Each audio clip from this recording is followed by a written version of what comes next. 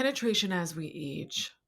Betty used to always talk about needing to penetrate herself or have a partner because she wanted a good vaginal aeration. Mhm. Now, Laura, have you found that with age that penetration is almost necessary? I think so, and, I wanna share my own personal story that I am working through right now. I had my last partner sex maybe 2 years ago, a little bit more than 2 years ago, and so since then in my masturbation practice, I really have not penetrated myself unless, I go on for a long time, and then it's like, "Oh, I really wanna be penetrated." But I'm doing it less often, and I find that I don't have as much vaginal lubrication. And so I was really impressed with the video where Betty masturbates at age 85, and her vagina was lubricating, and I'm like, "Huh." You could see it's like creamy white. When I was editing it, I was like, "Dotson, you're like 85 and you still have a creamy vagina." Yes, yes.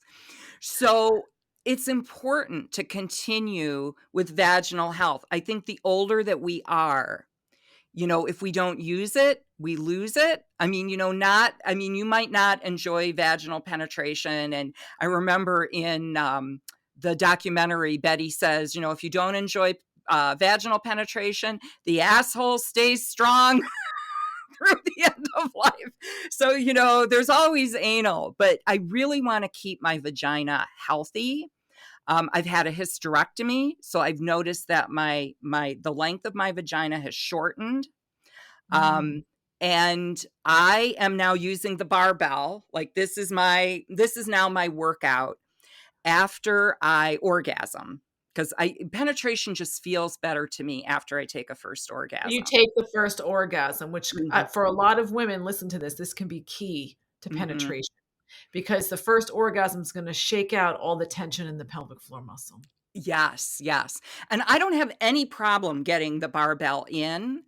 But it's almost kind of like just this nice after orgasm Mm. connection with my body where I just move the barbell in and out, and I squeeze and release, squeeze I squeeze when it's coming out, and then I release my pelvic floor muscles when I move it back in.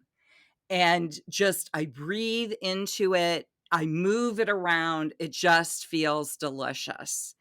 I still haven't gotten the amount of cream yet with that, but I just started doing it like, a couple of weeks ago. So, and I'm not doing it every day. I'm doing it, like once or twice a week. But it's Well, we'll have to important. check in. I'm kind of interested in how long it takes to get back to your pre hysterectomy cream levels. I Yes, think that's yes, very yes. interesting.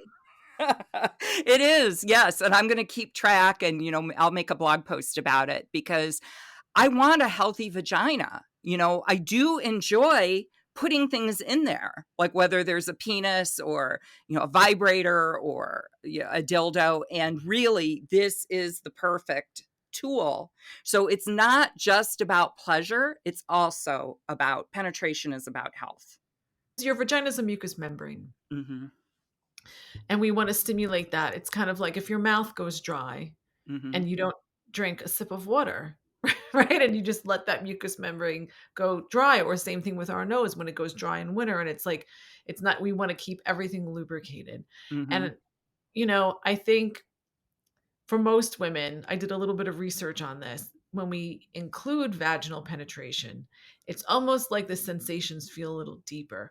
I Hmm. can totally have an orgasm with my clitoris, but when I combine it with vaginal penetration, it just, the sensation, and that stimulates the vagus nerve Hmm.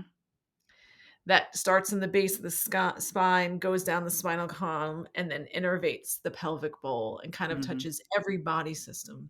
Hmm. Right? So we never talk about the function of pleasure, the function of penetration. Hmm. It's going to be interesting to witness your journey, Laura. I'll check back in. Thank you, Carlin.